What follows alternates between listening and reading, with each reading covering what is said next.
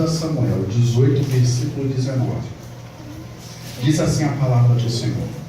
Então disse Aimás, filho de Zadok: deixa-me correr, e anunciarei ao rei que o Senhor o vingou da mão dos seus inimigos. Mas Joabe lhe disse: tu não serás hoje o portador das novas, porém outro dia as levará.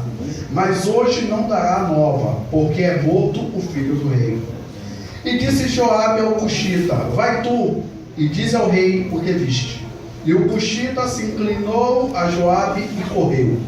E prosseguiu Aimás, filho de Zadok, e disse a Joabe: seja o que for, deixa-me também correr após o cuxita. E disse Joabe: para que agora correrias tu, meu filho? Pois não tem mensagem conveniente. Seja o que for, disse Aimás, correrei. E Joabe lhe disse: corre. E Aimás correu pelo caminho da planície e passou o cuxita. E Davi estava sentado entre duas portas, e a sentinela subiu ao terraço da porta junto ao muro, e levantou os olhos e olhou, e eis que um homem corria só. Gritou, pois, a sentinela e disse ao rei: se vem só, há novas em sua boca. E vinha andando e chegando. Então viu a sentinela outro homem que corria. E a sentinela gritou ao porteiro e disse: eis que lá vem outro homem correndo só. E então disse ao rei: também traz boas novas. Disse mais a sentinela: veja o correr do primeiro, que parece ser o correr de Aimás, filho de Zadok. Então disse o rei: este homem de bem virá com boas novas. Amém? Glória a Deus. Eu estava pedindo a Deus uma palavra para a família. E de repente veio uma frase na minha mente. E essa frase me intrigou. E aí Deus fez: é sobre isso que eu quero falar. E a frase que eu vi foi o seguinte: a direção é mais importante que a velocidade. E tem muita gente indo rápido demais para lugar nenhum. E aí Deus me deu essa frase. E agora fez: agora se vire, que você vai ministrar sobre isso. E automaticamente as coisas de Deus, ela é perfeita. Então automaticamente já veio logo a passagem dessa do cuxita de Aimás, e tudo se encaixou. Então eu acredito que esta noite vamos entender que velocidade sem direção não leva a lugar nenhum e pode até matar. Imagine você com um carro extremamente veloz, mas com a direção quebrada. Coisa boa não dará. Então a velocidade não é muito importante, mas sim a direção. Certa vez, há um grande questionamento, antes da gente entrar na mensagem, sobre uma fala, que é uma das falas mais enigmáticas que teve em filmes, que é de Alice no País das Maravilhas. Essa fala é muito enigmática e ela marcou a história, que foi quando Alice, ela saiu de um determinado lugar e perguntou, acho que foi um coelho, não lembro, fez assim: qual é o caminho? E aí esse coelho pega e fala: para onde você está indo? Ela: não sei. Então qualquer lugar serve. Então a direção é extremamente importante, porque se você não tem a direção, qualquer caminho serve. Qualquer caminho é caminho, qualquer lado é lado. Então, quinta-feira passada eu preguei em Pujuca falando sobre o poder da informação. E trazendo para essa mensagem, Deus acabou trazendo para mim esse tema sobre o poder da informação, que é o maior poder do mundo. Muitas pessoas atribuem o poder ao dinheiro. Na verdade, o poder está na informação. Quem está entendendo? Amém. Então, o maior poder do mundo é a informação. Então, Deus, ele sabe disso. Então, a informação é que faz as coisas acontecerem. Então, Noé, ele tinha uma informação que ninguém tinha. Ninguém tinha a informação que haveria um dilúvio, mas Noé tinha. Moisés tinha informações que ninguém tinha. Os profetas tinham informações que ninguém tinha. Então a informação é extremamente importante. E da informação vem a direção. Então, trazendo para o nosso tema, trazendo para o nosso texto, a história conta sobre Aimás, filho do sacerdote Zadok. Então, um homem de bem, um homem respeitado. Então, a história conta que Absalão foi morto por Joabe. Absalão fugindo, o cabelo se prendeu nas árvores e Joabe foi lá e matou. E alguém precisava dar notícia ao rei. Quem vai dar uma notícia dessa ao rei? Porque o rei, quando foi à guerra contra Absalão, ele deixou claro: olha, não toque nele, que possa matar todos, mas não toque no meu filho, poupa meu filho. E os caras não pouparam. Os valentes de Davi não poupou. Então, só que alguém precisava dar essa notícia a Davi. E aí, Joabe sabiamente chamou o Cuxita, um etíope, e ele vai dar notícia. Conta tudo que você viu, não esconde nada. E aí o Cuxita foi, se inclinou e saiu correndo. Só que Aimás, o filho do sacerdote, que também era mensageiro, queria dar essa mensagem. Só que aí Joabe falou: não, essa mensagem não é para você. Não é hora de você correr, não é hora de você ir. Não vai, porque alguém já foi. Que boas você daria. Essa mensagem não é para você. Não, mas deixa eu ir, eu quero ir. Então ele encheu tanto a paciência de Joabe que Joabe faz: vai. E ele foi, pegou um atalho, e aí saiu na frente do Cuxita. E aí quando estava chegando perto do palácio onde o rei estava, as sentinelas viram, duas pessoas viram correndo, e identificou que o correr de um parecia com o de Aimás. E aí nós não lemos, mas mais atrás diz o seguinte, que quando Aimás chegou na frente do Cuxita, do etíope, o rei Davi fala assim: me conte as novas. Ele: vivo rei, vencemos a guerra. E ele fez: e um mancebo, meu filho Absalão, o que sucedeu? Ele sabia. Ele fez: Senhor, eu vi uma multidão e eu não sei o que aconteceu. Eu só vi um grande alvoroço. E aí vim entregar a nova. Aí Davi pegou e fez: chega aqui que vem outro ali. E esse Cuxita falou: Absalão é morto. Então o rei, ele começou a chorar, ele começou a se prostrar, ele ficou muito entristecido. Mas o que é que isso tem a ver conosco? Tem a ver que muitas das vezes nós buscamos querer correr, querer buscar alternativas. Muitas pessoas têm buscado atingir grandes velocidades por causa das suas causas, para poder fazer algo que eles imaginam que é bom aos olhos do rei, ou bom aos olhos de Deus. Eu trazendo para a nossa vida hoje, talvez muitas pessoas querendo que Deus resolva as nossas necessidades, talvez um relacionamento, talvez um filho, talvez uma saúde. A pessoa tem pressa, a pessoa está tão aflita, tão complicada a situação, que a pessoa quer que essas coisas se resolvam muito rapidamente, porque talvez ela ache que não aguente mais. Então as pessoas começam a querer correr, a querer a qualquer custo fazer aquilo que ela acha que tem que ser feito.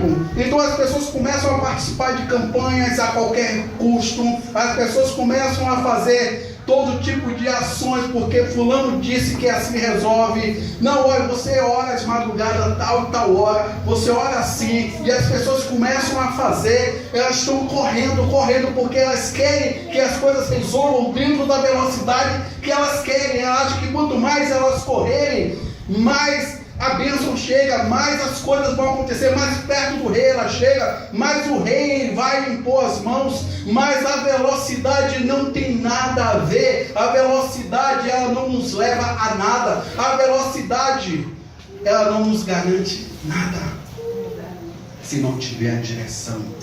Se você não for comissionado por Deus para fazer, se você fizer porque você acha que é assim que tem que ser feito, se você acha que a partir de hoje eu vou jejuar tantas horas por dia, porque eu preciso que essa causa seja resolvida. A partir de hoje eu vou fazer isso, porque eu preciso. A partir de hoje eu vou para o círculo de oração da igreja tal, porque eu preciso que isso seja resolvido. Isso é velocidade. E velocidade sem direção não serve de nada. O filho de Sadoc, Aimás, ele correu muito, pegou um atalho e aí saiu na frente do Cuxita. Chegou primeiro na presença do rei. Maravilha, a velocidade faz isso. Mas quando chega lá, e aí? Cadê a mensagem? Cadê a verdade? Ele omite a verdade. Ele omite a verdade. Porque ele sabia que ele não estava debaixo de uma direção. Ele sabia que aquela mensagem daria problema. Então ele omite. Então o que acontece hoje é que o problema da velocidade é que cometemos dois atos falhos. Nós pegamos atalho para conseguir chegar mais rápidos. Então tem irmã que está no joelho há 5 anos, 10 anos, talvez pelo marido ou pelo filho. A outra fala, eu não quero isso para minha vida não. Comigo tem que ser logo, é velocidade. Então ela começa a pegar atalho, ela começa a fazer coisas que Deus nunca mandou. Talvez ela comece a pegar a orientação de alguém que não tem vida no altar. Ela começa a fazer coisas que Deus talvez nunca aprovaria. E ela está buscando velocidade. Então a pessoa começa a pegar atalhos. Ela começa a pegar caminhos para chegar na frente. Então esse é o primeiro defeito da pessoa que busca velocidade diante de Deus. Busca se apressar diante de Deus. Busca apressar as suas necessidades. Então ela começa a pegar atalho. Outra coisa, ela esconde a verdade. Quem pega atalho esconde a verdade. Um exemplo, trazendo para os nossos dias. Talvez a pessoa tenha um casamento com problema. Talvez o marido não seja cristão, ou ela não seja cristã. E aí tem aquele conflito. Então você começa a orar ao Senhor, você começa a buscar de Deus para que aquela pessoa se converta, aquela pessoa se conserte. E você talvez não esteja vendo, você talvez esteja omitindo para Deus, na sua velocidade, que a pessoa a se consertar seja você. Talvez essa pessoa que é problemática, essa pessoa que briga com você, ela só está reagindo a algo que você fez. Só que isso você esconde. Essas coisas não podem passar para Deus, tem que omitir. Então a pessoa que quer buscar atalho, a pessoa que quer alcançar suas bênçãos no seu tempo, a pessoa que quer que suas coisas sejam resolvidas, ela esconde, ela não consegue enxergar. Muitos por inocência e outros porque realmente quer esconder. Todo mundo é errado, menos eu. Já reparou isso? Já reparou que às vezes o marido sempre briga pelas mesmas coisas? Já parou para analisar o porquê disso? Se realmente ele é o problema? Se você é a pessoa que é cristã e é você que tem que ser transformado para depois transformar? Você já parou para analisar que o filho de todo mundo é errado, menos o seu? Já parou para analisar que todo mundo fala mal de você? Será que o problema é de todo mundo? Mas quando você ora, é o mundo que está errado. A gente omite, a gente quer esconder a verdade. Então, para que a gente saia dessa velocidade, a gente tem que começar a ver a verdade, a passar a verdade. Porque senão vai fazer igual a Aimás. O que é que o rei fez quando viu que ele não tinha mensagem? Quando ele escondeu a mensagem? Colocou ele de canto. Isso pegou o próximo que tem a mensagem, que tem a verdade. Então se você vai na presença do seu Senhor e você esconde, se você omite aquilo que está passando na sua vida, aquilo que você está orando, as necessidades que você tem, aquilo que você sabe que precisa mudar, mas você não muda e você esconde. E se você esconde isso diante de Deus, você é posto de lado e vem o próximo com a verdade. Então, não adianta a velocidade, não adianta. Se quando chega na presença do rei, você esconde a verdade, você omite quem você realmente é. Outro dia eu preguei aqui sobre a transformação. que é no momento do casulo, é no momento da prova, é no momento da dificuldade que a sua personalidade, que o seu verdadeiro eu é apresentado. Então é isso que Deus, Ele tem buscado de nós. Quando você se apresenta a Ele, quem está realmente sendo apresentado a Ele? Quando você se apresenta ao seu Senhor, você fala realmente a verdade? Porque eu vejo mães falando: se alguém tocar no meu filho, eu vou morrer nos pés. Não sabe nem o que aconteceu. Talvez a sala toda é contra o menino, mas o problema seja ele. Talvez ele seja um reflexo das coisas dentro de casa. Talvez você não sabe, talvez um menino rebelde, a culpa não é do menino rebelde, é o reflexo dentro de casa. Muitos gritos, muita impaciência, muitas palavras. E aí você não sabe, você começa a dizer que são os amigos, você esconde isso, você é cego para isso. Talvez com uma pessoa presa, como acontece muito, as mães juram que os presos, a maioria, ou no seu percentual, são inocentes e muitas das vezes são culpados.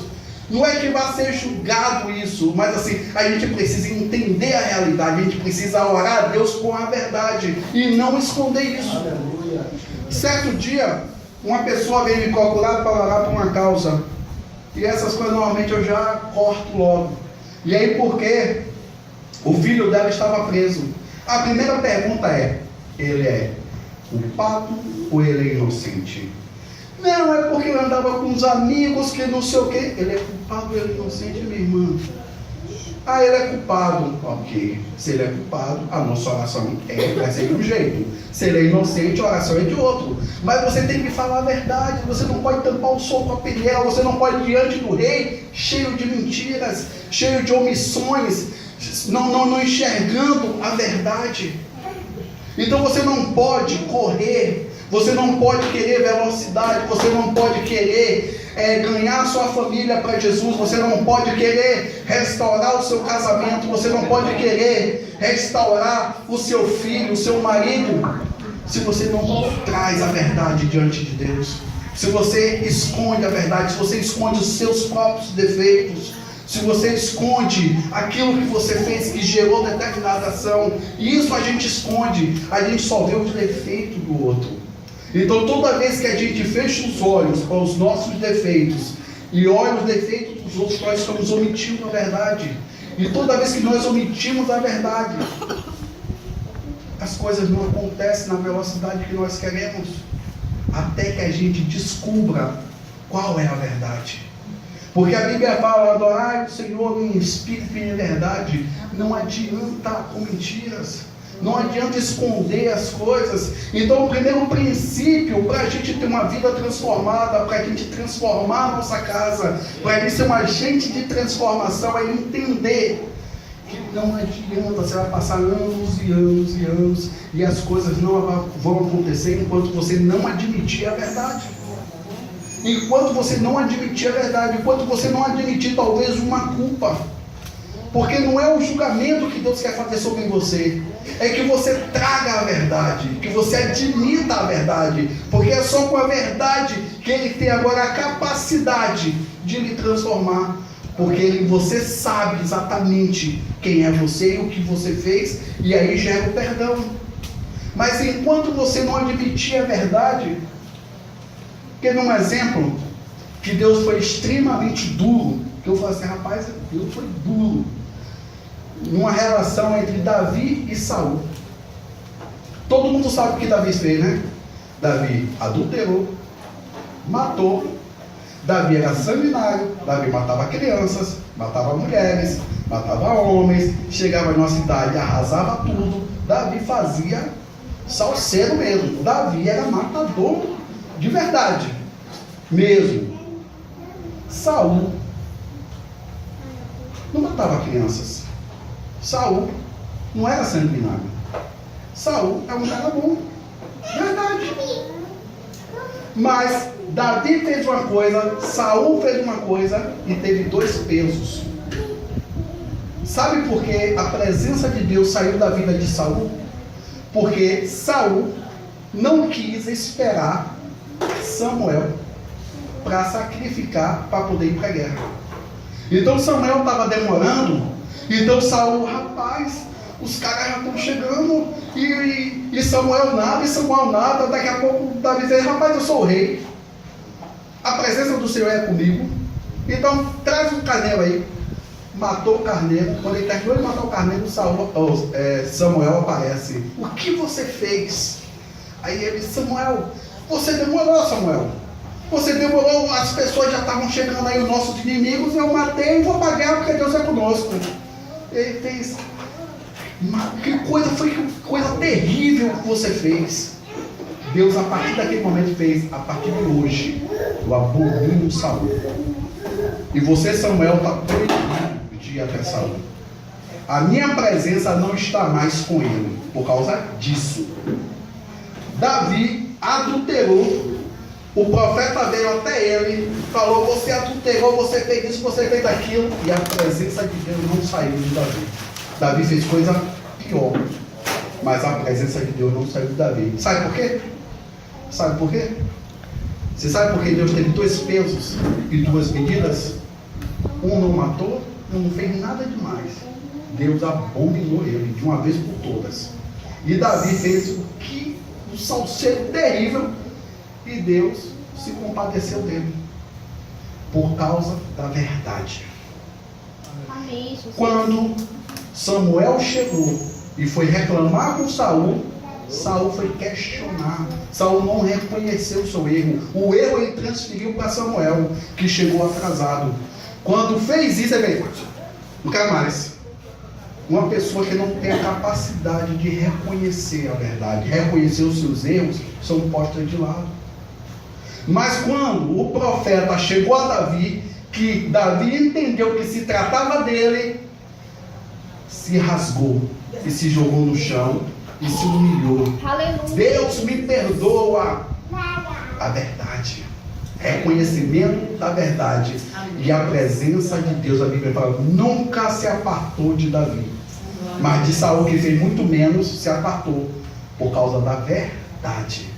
Então só há transformação na nossa família se a gente começar a abrir os olhos para a verdade. Amém. Se a gente começar a entender que não adianta orar para o Senhor não entendendo qual é a verdade que você está orando. Se você ora pelo seu marido, você não fala exatamente a verdade, ou seja, só coloca que ele é o culpado, só ele que não quer a presença. A nossa vida está assim porque ele não aceita, a nossa vida está assim porque ele me maltrata, a nossa vida está assim por isso, por aquilo. Você tem que olhar a verdade.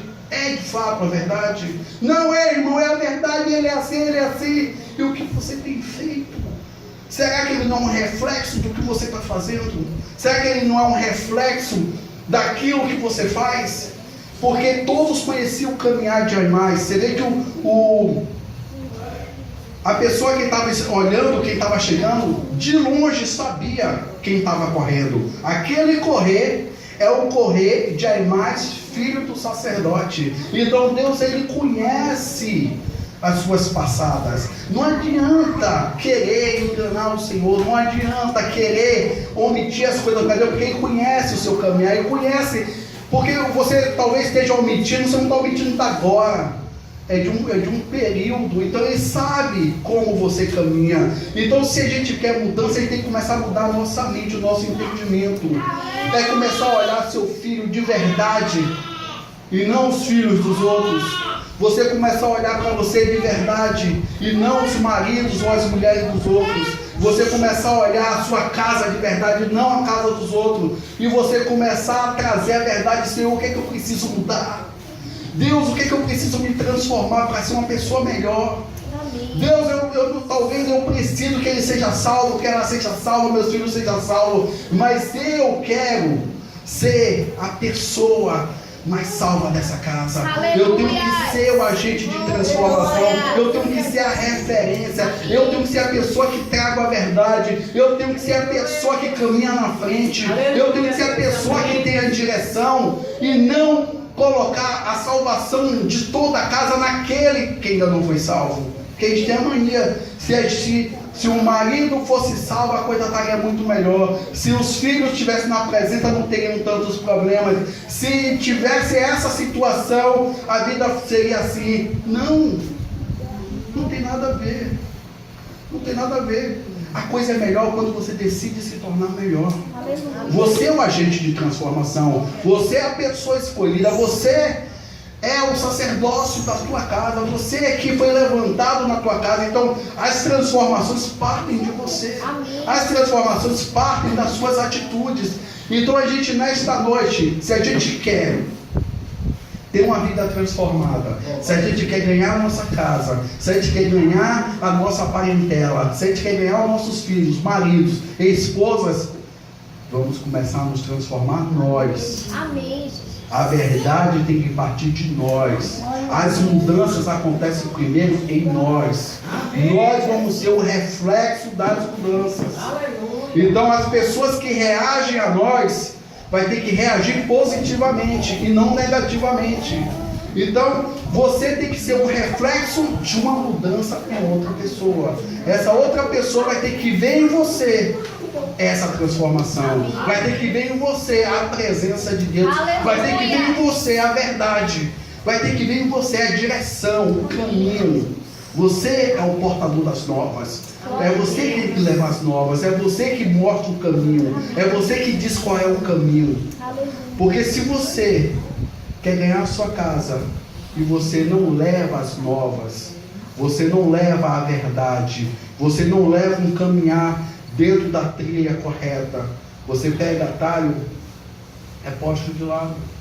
Você não traz a verdade. Então quem não traz a verdade não tem credibilidade. Então só é levantado aquele que traz a verdade. Então, como eu disse no início, Noé, ele teve uma informação que ninguém tinha. E informação é poder. Então, busca de Deus agora a informação. Amém, Jesus. Temos que buscar de Deus a informação. Deus, como é que minha vida pode ser transformada? Deus, como é que eu posso ser um agente de milagre na minha casa? Deus, me diz o que eu tenho que fazer. É essa informação que temos que buscar. Então, quando temos a informação e somos obedientes, temos a direção. Então, a direção de Deus só vem para quem é obediente à informação. Então, pessoas que ficam de galho em galho, elas são desobedientes, porque elas descumprem princípios bíblicos. Isso é desobediência. Então, se você ouve o seu pastor, se você faz conforme aquilo que é pregado, se você faz conforme a palavra, você se torna uma pessoa obediente. E toda pessoa obediente recebe instrução de Deus. Amém. As instruções de Deus não vêm para quem não é desobediente. Noé recebeu informação, foi obediente e recebeu a instrução como fazer. E com a instrução teve a vitória. Então só tem vitória com a instrução. E tem muita gente recebendo informação, mas não tem direção. Tem muita gente indo para a campanha recebendo revelação. Revelação é informação, mas não tem a direção. Se não tem a direção, não tem vitória. O que adianta? Imagine que eu sou um apostador. Então hoje a Mega Sena está com um prêmio de 20 milhões. Deus me dá, por algum motivo, os números da Mega Sena. Essa é a informação. E se eu não aposto? Não tem valor nenhum. Concorda? Se Noé não faz a arca, morre com informação e tudo. Então tem muita gente buscando informação e esquecendo da instrução. E a instrução só vem se você for obediente, se você for verdadeiro. A instrução não vem para qualquer um. A instrução só vem para quem tem a capacidade de obedecer. Então Deus achou Noé e viu nele a capacidade de obedecer. Então por isso há necessidade da transformação. Sem transformação, sem enxergar aquilo que você precisa mudar, não vem instrução. Dificilmente, infelizmente, você vai ganhar a sua casa. Dificilmente você vai atingir aquilo que você gostaria. Por quê? Porque não é obediente. Quem não é obediente não recebe instrução, não recebe direção. Amém? Quem está entendendo? Então nesta noite a gente vai ter que mudar a nossa mente. A gente vai ter que desconstruir tudo isso. A gente não vai orar pela nossa casa,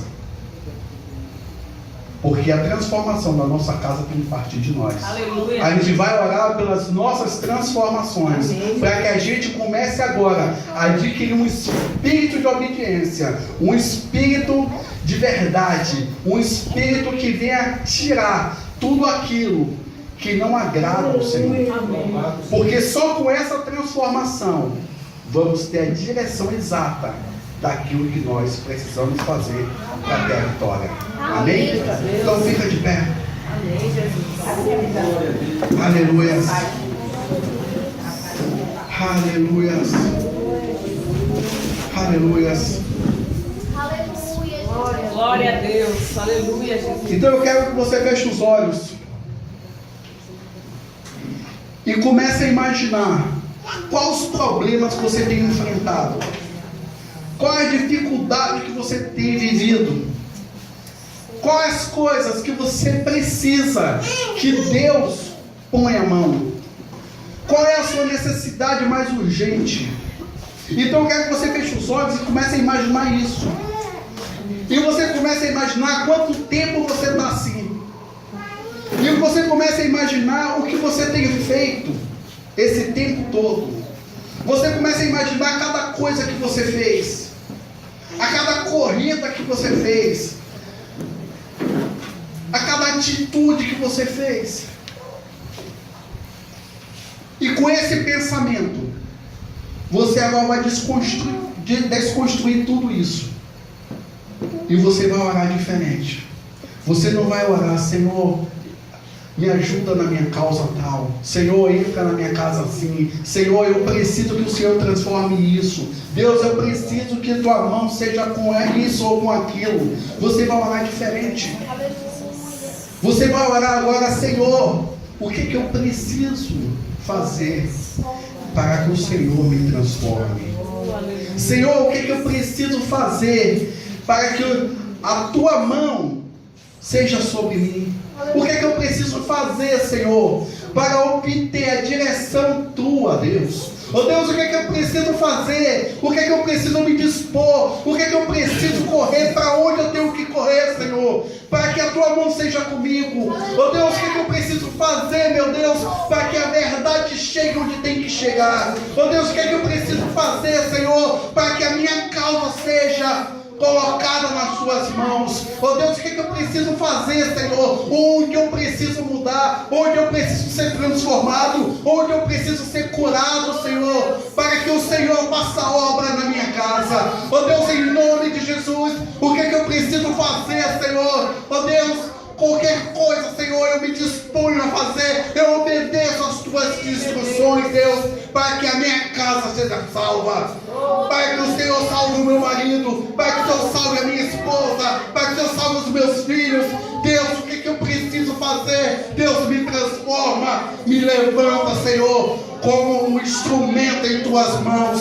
Deus, eu entendo, eu reconheço que muitas vezes talvez o erro não seja deles, eles são apenas consequências da vida que eu levava. Oh Deus, em nome de Jesus, agora, Senhor, eu entendo que eu preciso levar a verdade. Eu entendo que eu sou o portador da verdade. Eu entendo que eu sou aquele que leva as boas novas. E para levar as boas novas, tem que levar tudo, tem que falar tudo, tem que transformar, tem que ser transformado, tem que ser verdadeiro. Deus, em nome de Jesus, vem agora, meu Deus, com o espírito de transformação em nossa vida.